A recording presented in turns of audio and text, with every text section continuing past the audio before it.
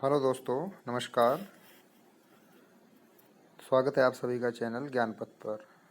जैसा कि आप सभी को मालूम है कि मई 2021 के एग्ज़ाम की डेट घोषित हो चुकी है। जो एग्ज़ाम है वो 2 मई से लेकर 17 मई के बीच होने वाला है। तो अब हम सभी को एग्ज़ाम के लिए अपनी तैयारी को मजबूत बनाना चाहिए और जोश के साथ पूरे जोरों के साथ हमें अपनी तैयारी जो है करनी चाहिए। तो आज हम बात करने वाले हैं प्रीवियस ईयर एग्ज़ाम के पेपर की। जो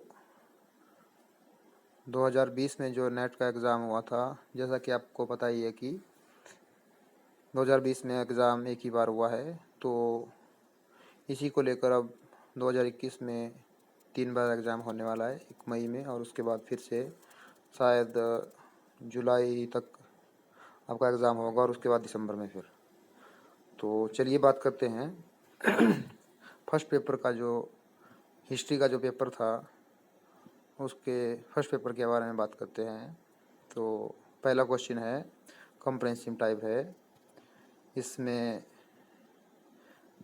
बताया गया है कॉम्प्रिहेंशन के बारे में। आपके सामने एक पैरा दिया गया है, एक आलेख है, उसको रीड करने के बाद आपको इनके उत्तर देने थे। तो पहले क्वेश्चन को पढ़ लेते हैं। 5 विभिन्न क्षेत्रों नामतः JKLMN से वर्ष 2014 से 2019 के दौरान किसी परीक्षा में बैठने वाले जो विद्यार्थी है उनको ए से दर्शाया गया है, मतलब अपीयर, तथा योग्य पाए गए क्वालिफाइड क्यू से अभ्यर्थियों की संख्या संबंधी आंकड़े निम्नलिखित तालिका में उपलब्ध है। तालिका के अनुसार प्रश्न 1 से 5 के उत्तर दें। तो इसका जो नियम है उसमें सबसे पहले हमें क्वेश्चन रीड करने होते हैं। तो दी गई अवधि में एम क्षेत्र से परीक्षा में बैठने वाले तथा योग्य पाए गए अभ्यर्थियों की संख्या के बीच का अंतर वर्ष में दूसरा सबसे न्यूनतम था। एक हो गया सबसे न्यूनतम और एक हो गया दूसरा न्यूनतम, यानी सेकंड लोअर जो नंबर था वो कौन सा था। एक ये हो गया पहला क्वेश्चन। तो फिर इसके बाद हम दूसरा क्वेश्चन इसी क्रम में पढ़ते हैं। बस 2017 में क्षेत्र के से परीक्षा में बैठने वाले अभ्यर्थियों की संख्या वर्ष 2019 में क्षेत्र एल के योग्य पाए गए अभ्यर्थियों की संख्या का लगभग कितना प्रतिशत था। ये हो गया दूसरा क्वेश्चन। और तीसरा क्वेश्चन है, समग्र रूप से पूरे वर्ष की तुलना में क्षेत्र एन से परीक्षा में बैठने वाले व्यक्तियों की औसतन संख्या क्या थी। और अगला है फिर, वर्ष 2014 में जे क्षेत्र से परीक्षा में बैठने वाले अभ्यर्थियों की संख्या का अनुपात वर्ष 2016 में एम क्षेत्र से योग्य पाए गए उम्मीदवारों की संख्या की तुलना में था। और अगला क्वेश्चन है, वर्ष 2018 और 19 के लिए एक साथ परीक्षा में योग्य पाए गए व्यक्ति की संख्या किस क्षेत्र में दूसरे सबसे अधिकतम था। ये हो गए क्वेश्चन आपके। और अगला क्वेश्चन जो है वो फिर उसको हम अलग से करेंगे। पहले ये जो तालिका से रिलेटेड क्वेश्चन है इनके बारे में हम बात करते हैं। तो इसके लिए आप इन क्वेश्चनों के लिए जो तालिका से संबंधित जो क्वेश्चन होते हैं, जो कॉम्प्रिहेंसिव टाइप के जो क्वेश्चन होते हैं, उनके लिए आपके लिए सबसे अच्छा फॉर्मूला है, आप इनको कॉपी पेन लेकर इनको सॉल्व करिए, तभी आप इन्हें बना पाएंगे। अन्यथा रट कर आप इन्हें नहीं इन्हें हल कर सकते हैं। तो इसका जो पहला जो क्वेश्चन था उसमें बताया गया है कि 2016 एम क्षेत्र में परीक्षा में बैठने वाला था योग्य पाए गए मृत्यु की संख्या के बीच का अंतर वर्ष में दूसरा सबसे न्यूनतम था। तो इसका जो क्वेश्चन का जो आंसर है वो सही होगा बी है इसका 2 नंबर का 2016। ये क्वेश्चन इसका आंसर सही होगा। तो इसके लिए आपने आंसर की आपके पास होगा। मैंने भी बड़ी मेहनत से ये आंसर की दोबारा से जो है वो सर्च करके आपके लिए मैं लाया हूँ। तो इसमें आप जैसे आप इसे मिलाएंगे तो 2016 इसमें निकलेगा। फिर अगला क्वेश्चन है, जो वर्ष 2017 में क्षेत्र के से परीक्षा में बैठने वाले अभ्यर्थी की संख्या वर्ष 2019 में क्षेत्र एल के योग्य पाए गए अभ्यर्थियों की संख्या का लगभग कितना प्रतिशत था? तो इसका होगा आपका तीसरा 73 इसका सही होगा। और अगला क्वेश्चन है, समग्र रूप से पूरे वर्ष की तुलना में क्षेत्र एन से परीक्षा में बैठने वाले व्यक्तियों की संख्या औसत क्या थी? तो इसका होगा आपका चौथा 805। और अगला होगा जो चौथा क्वेश्चन है, वर्ष 2014 में जे क्षेत्र से परीक्षा में बैठने वाले अभ्यर्थियों की संख्या का अनुपात वर्ष 2016 में एम क्षेत्र में पाए गए अभ्यर्थियों की संख्या की तुलना में था। तो इसका होगा आपका पहला 4:7। इसका आंसर सही है, ऑप्शन नंबर 1। और अगला क्वेश्चन है, वर्ष 2018 और 2019 के लिए एक साथ परीक्षा में योग्य पाए गए व्यक्तियों की कुल संख्या किस क्षेत्र में सबसे अधिकतम थी? सबसे जो कौन से क्षेत्र थे? जे, एन, के, एल। तो इसमें आपकी जो सही आंसर होगा वो होगा दूसरा एन। एन क्षेत्र में सबसे अधिकतम संख्या थी। अब अगला जो क्वेश्चन है ये टीचिंग अपडेट से है, कक्षा का मुक्त वातावरण जहां अध्यापक एवं छात्र आपस में सहभागी होते हैं और एक दूसरे का ध्यान रखते हैं, ऐसे वातावरण में कौन सा शिक्षण स्तर सहायक होगा? इसके लिए आपको सबसे पहले इसे ध्यान से पढ़ना है और उसके बाद इसका आंसर जो है आपको सोच के बताना होता है। कक्षा का मुक्त वातावरण जहां अध्यापक एवं छात्र आपस में सहभागी होते हैं और एक दूसरे का ध्यान रखते हुए, ऐसे वातावरण में कौन सा शिक्षण स्तर सहायक होगा? तो इसके लिए होगा विमर्शी स्तर जो है वो सहायक होगा। और अगले जो प्रश्न का उत्तर है, प्रश्न है, निम्नलिखित प्रकार के अधिगम के लिए सही पदानुक्रम क्या होगा? क्वेश्चन नंबर 7 है। तो इसके लिए कौन सा पदानुक्रम सही होगा? तो पहला होगा इसमें पहले आएगा बी, संकेत अधिगम, फिर उसके बाद विभेदीकरण अधिगम, फिर अवधारणा अधिगम, फिर ये होगा नियम अधिगम और फिर होगा समस्या निदान अधिगम। समस्या निदान अधिगम सबसे बाद में आता है। ये इसका सीक्वेंस हो गया। और अगला क्वेश्चन है, सामान्यकरण योग्यता के लिए संभावना की खोज पर केंद्रित होने के साथ निम्नलिखित में से कौन सा शोध का प्रकार मुख्यतः सैद्धांतिक प्रगति के प्रयोग पर लक्षित होगा? तो जितना आप इन क्वेश्चनों को पढ़ेंगे इसके बहुत से फायदे हैं। एक तो आप जो एग्ज़ाम का जो पैटर्न है उसको समझ पाते हैं और दूसरे आपका जो कंसेप्ट है वो भी क्लियर होता है। आपको पता चलता है कि किस प्रकार के क्वेश्चन एग्ज़ाम में आते हैं। तो इसका होगा चौथा है इसका अनुप्रयुक्त शोध। सामान्यीकरण योग्यता के लिए संभावना की खोज पर केंद्रित होने के साथ निम्नलिखित में से कौन सा शोध का प्रकार मुख्यतः सैद्धांतिक प्रगति के प्रयोग पर लक्षित होता है? तो ये कौन सा शोध है? ये अनुप्रयुक्त शोध होगा।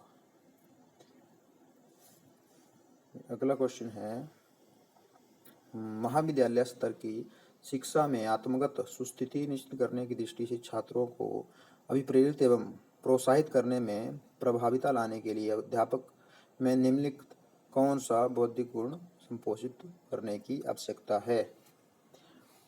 इसका होगा 834, इसकी आईडी है। ये होगा दूसरा। भावनात्मक बुद्धि संबंधी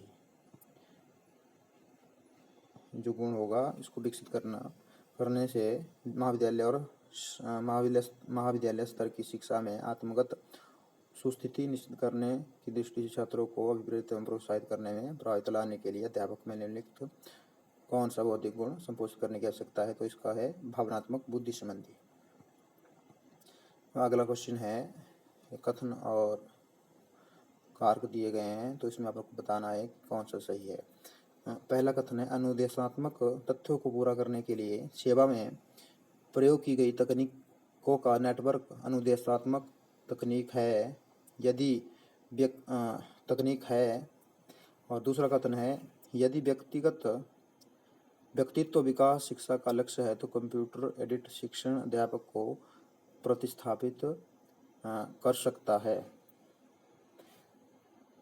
तो इसका जो सही आंसर है तीसरा है। कथन एक सत्य है किंतु कथन दो जो है वो गलत है। तीसरा इसका आंसर है। इसे आप नोट कर सकते हैं। ये नोट आपके लिए आने वाली परीक्षा में उपयोगी हो सकता है। तो अनुदेशात्मक लक्ष्यों को पूरा करने के लिए सेवा में प्रयोग की गई तकनीकों का नेटवर्क अनुदेशात्मक तकनीक है, ये सही है। दूसरा इसका गलत है। अगला क्वेश्चन है, त्रिभुजन उपागम का प्रयोग करने वाली शोध परियोजना में निम्नलिखित में से कौन सा अभिभावकीय भागीदारी अभिवृत्ति तथा समस्या के अध्ययन पर जांच का भाग बन सकता है? इसका आंसर होगा आपका 4। कौन सी सही है इसके लिए? इसका ऑप्शन नंबर 4 इसका सही है। ए, बी और ई।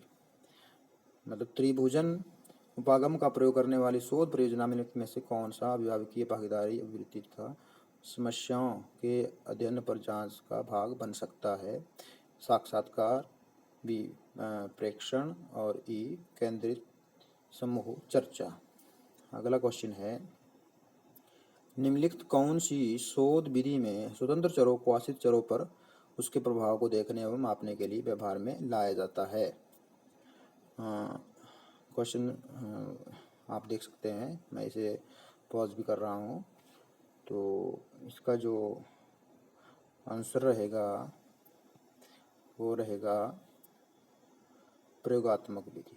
प्रयोगात्मक विधि में शोध विधि के स्वतंत्र चरों को आश्रित चरों पर उसके प्रभाव को देखने मापने के लिए व्यवहार में लाया जाता है।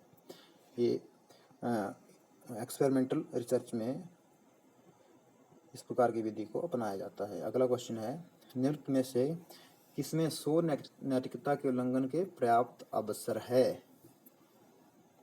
किस में जो है वो समस्या प्रतिपादन, आंकड़ों की व्याख्या, प्राकल्पना निर्माण, शोध परिणामों की जानकारी देना, दूसरे द्वारा बनाए गए शोध साधनों का प्रयोग करना। तो इसके लिए जो इसका आंसर रहेगा वो रहेगा 3, बी, डी, ई। आंकड़ों की व्याख्या और शोध परिणामों की जानकारी देना, दूसरे द्वारा बनाए गए शोध साधनों का प्रयोग करना। इसमें जो है शोध नैतिकता के उल्लंघन के जो अवसर है, या इसे आप आसान भाषा में कह सकते हैं कि शोध नैतिकता का उल्लंघन है। समझे आप? और अगला क्वेश्चन है आपका, नीचे 2 कथन दिए गए हैं। शोध प्राकल्पना एक अनुमानित कथन है जो अध्ययन की समस्या के निदान की दिशा में चरों के बीच संबंधों को अभिधारित करता है। दूसरा कथन है, गैर संभाव्यता प्रतिदर्श प्रतिचयन प्रक्रिया जनसंख्या प्राचलन के लिए सर्वोत्तम आंकलन है।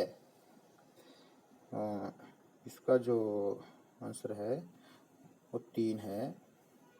कथन एक सत्य किंतु कथन 2 जो है वो गलत है। शोध प्राकल्पना एक अनुमानिक कथन है जो अध्ययन की समस्या के निदान की दिशा में चरों के बीच संबंधों को अभिधारित करता है।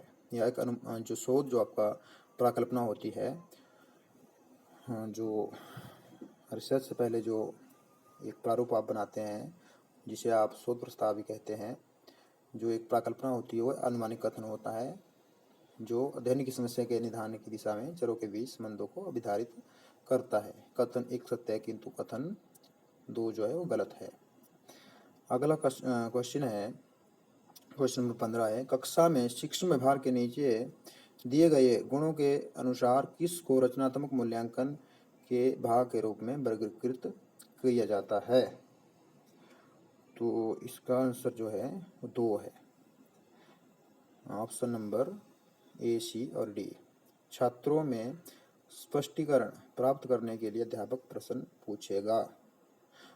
और अगला है प्रस्तुतिकरण, जो सही है मैं उन्हें पढ़ रहा हूँ क्योंकि गलत जो ऑप्शन है उनको याद करके आपके मन में एक कन्फ्यूजन जो है वो क्रिएट हो सकता है, इसलिए मैं जो सही है मैं उन्हें आपके समक्ष जो है प्रस्तुत कर रहा हूँ। दूसरा है प्रस्तुतिकरण के समय अध्यापक छात्रों को अनुरोध करवाता है तथा जांच करता है। और अगला है अध्यापक कुछ सेकंड के लिए रुकता है, फिर छात्रों को देखकर प्रश्न पूछता है। ये हो गया इसका आंसर। अगला क्वेश्चन है आपका, श्रोता द्वारा अब श्रवण इसकी ओर ले जाता है। श्रोता द्वारा अब श्रवण इसकी ओर ले जाता है, किसकी ओर? यथार्थ अनुमिति की ओर ले जाता है। श्रोता द्वारा अब श्रवण इसकी ओर ले जाता है, तो किसकी ओर ले जाता है? यथार्थ अनुमिति की ओर ले जाता है। अगला जो क्वेश्चन है वह है सूची 1 को सूची 2 से सुमिलित कीजिए। तो इसमें लेखक है और उसके जो संचार अवधारणा को प्रस्तुत करने वाले हैं, पहले लेखक का नाम है, फिर उसके आगे उनके जो द्वारा प्रस्तुत की गई जो संचार अवधारणा है वो दी गई है। तो इसका जो सही आंसर होगा वो ऑप्शन नंबर 3 है। ये का है तीसरा, अरस्तु ने प्रस्तुत की वक्ता केंद्रित संचार, अरस्तु द्वारा प्रस्तुत की गई वक्ता केंद्रित संचार। सेनन और वीवर ने जो प्रस्तुत की संचार की अवधारणा होते हैं ऊपर से नीचे रेखीय संचार। और सी का दूसरा है वृत्तीय संचार। बेल्बर थ्रेम के अनुसार ने जो प्रस्तुत की संचार की अवधारणा वो है वृत्तीय संचार। और अगली है डेविड बलो ने जो प्रस्तुत की अवधारणा वो है डी का फर्स्ट है SMCR प्रेषक संदेशक चैनल प्राप्तकर्ता प्रारूप। और अगला क्वेश्चन है आपका, शैक्षणिक प्रसारण चैनलों को चुनने वाले निम्नलिखित देशों के कालानुक्रम को निश्चित कीजिए। शैक्षणिक प्रसारण चैनलों को जिस देश ने सबसे पहले शैक्षणिक जो हमारी सामग्री है उसको प्रसारित करने के लिए चैनलों को चुना, उसमें सबसे पहले किसका नाम आता है? क्वेश्चन का भाव यह है कि जो सबसे पहले जो देश है उनमें से चैनलों के द्वारा जो शिक्षा सामग्री है उसको प्रसारित किया, सबसे पहले आपको इसका ऑप्शन में बता रहा हूँ। इसका है question number first B United States, फिर ग्रेट ब्रिटेन, फिर ई कनाडा, फिर सी ऑस्ट्रेलिया और फिर टी भारत। सबसे बाद में जो है भारत ने इसमें किया इन 5 देशों की सूची में। सबसे पहले यूनाइटेड स्टेट, फिर ग्रेट ब्रिटेन, फिर कनाडा, फिर ऑस्ट्रेलिया और फिर भारत। और अगला जो क्वेश्चन है 19वां क्वेश्चन, नीचे 2 कथन दिए गए हैं, इसमें से आपको कथनों की पुष्टि करनी है कि दोनों सही है, एक गलत है या एक सही है। तो अवाच्यक संकेतों का मुक्त एवं असीमित प्रयोग कक्षा में शिक्षण के संप्रेषणात्मक पहलुओं को बढ़ाता है। ये हो गया पहला कथन। दूसरा है अध्यापक का आकर्षक व्यक्तित्व कक्षा के वातावरण में को जीवंत बना देता है। तो इसका है क्वेश्चन नंबर ऑप्शन नंबर 4, कथन 1 असत्य है किंतु कथन 2 सही है। अवाच्यक संकेतों का मुक्त एवं असीमित प्रयोग कक्षा में शिक्षण के संप्रेषणात्मक पहलुओं को बढ़ाता है, ये गलत है। अध्यापक का आकर्षक व्यक्तित्व कक्षा के वातावरण को जीवंत बना देता है, ये सही है इसमें। और ये जो ऊपर वाला है ये गलत है। अगला जो क्वेश्चन है 20, आज हम 20 ही क्वेश्चन करेंगे क्योंकि वीडियो बहुत लंबा हो जाएगा, तो 20 तक करेंगे, 20 से आगे हम अगले वीडियो में करेंगे। तो कक्षा में प्रभावी संप्रेषण के यह परिणाम है, प्रभावी संप्रेषण के क्या परिणाम होते हैं, इसके बाद एक क्वेश्चन ए है। तो हमेशा इस टॉपिक को लेकर क्वेश्चन आता है, तो इस पर आपको फोकस करने की ज़्यादा ज़रूरत है। तो हम क्वेश्चन पढ़ रहे हैं, क्वेश्चन को सॉल्व कर रहे हैं। तो इसका जो सही आंसर है वो 4th है, BDE। छात्रों से अध्यापक की बढ़ी हुई अपेक्षा, ये गलत है, अधिगम संतुष्टि अनुसरण के रूप में। और डी, लक्ष्यों की प्राप्ति के लिए छात्रों को समक्ष बनाना, सकारात्मक अधिगम प्रतिफलन। ये प्रभावी कक्षा में प्रभावी संप्रेषण के द्वारा ये रिजल्ट आते हैं। इससे क्या होता है, सकारात्मक अधिगम प्रतिफलन जो है वो रिजल्ट आता है और बढ़ता है, और फिर लक्ष्य की प्राप्ति के लिए छात्रों को सक्षम बनाना, छात्र सक्षम बनते हैं प्रभावी संप्रेषण के द्वारा, अधिगम संतुष्टि अनुसरण के रूप में। तो इसका 4 हो गया। तो आज की वीडियो में इतना ही, 20 तक, और 20 से आगे हम अगली वीडियो में करेंगे। तो इन्हें आप अधिक से अधिक रिवाइज कीजिए। वीडियो में बने रहने के लिए धन्यवाद।